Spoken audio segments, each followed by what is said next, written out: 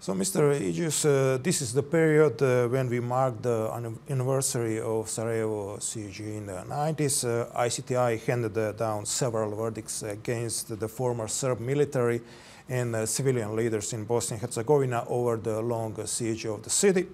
How much work was done here, and what did you expect from domestic justice in Bosnia and Herzegovina when we are talking about the Sarajevo siege? Yes, I suppose it's difficult for people who were not involved in these cases to understand how much work was involved. The siege was a long one, and as you can imagine, a lot of intelligence work was done during the siege itself, and evidence collected. Evidence was collected also after the siege concluded.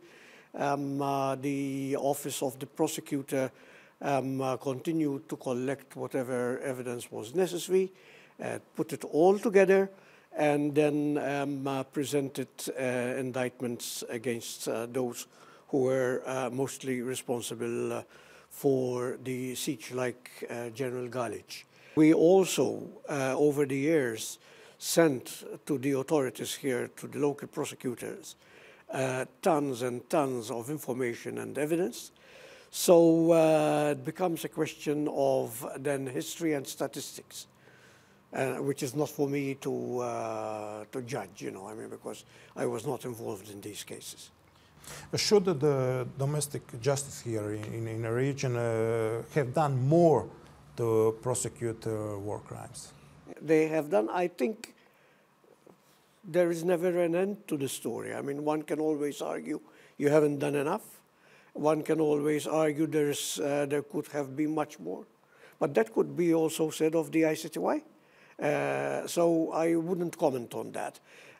It's up to the local prosecutor, up to the people. Late last year you visited Croatia. What do you expect from regional cooperation on the issue of war crime prosecution? It is important for the people to know the truth. One of the main gatherers of truth, of the real facts, was the ICTY.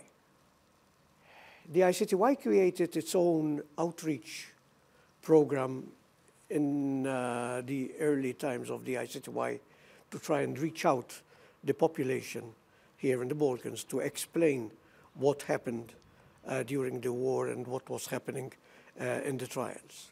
The Security Council, in a particular resolution, mandated the ICTY then, and this has been inherited by the mechanism, to cooperate with the local governments of the republics here, to create information centers, so that the proceedings of the ICTY, information about the war, information about the convicted persons, all available information in the archives of the ICTY be made available to the public as much as possible, because there is some information which can never be made available, so that those who are interested can go and search into these archives for information and for the truth. To what extent can experience of the ICTY or the international mechanism can help in the prosecution of war crimes in the world? Now, the ICTY is dead.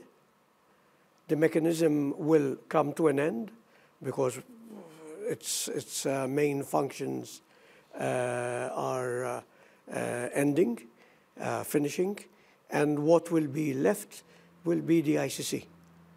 The ICC will continue its work and will continue to build up from where the ICTY left. It's important, and the ICC must continue to receive all the help, all the assistance that is needed to make it possible for the ICC to administer justice and to bring to justice those who commit war crimes and crimes against humanity in modern times. Thank you very much on your time. Thank you.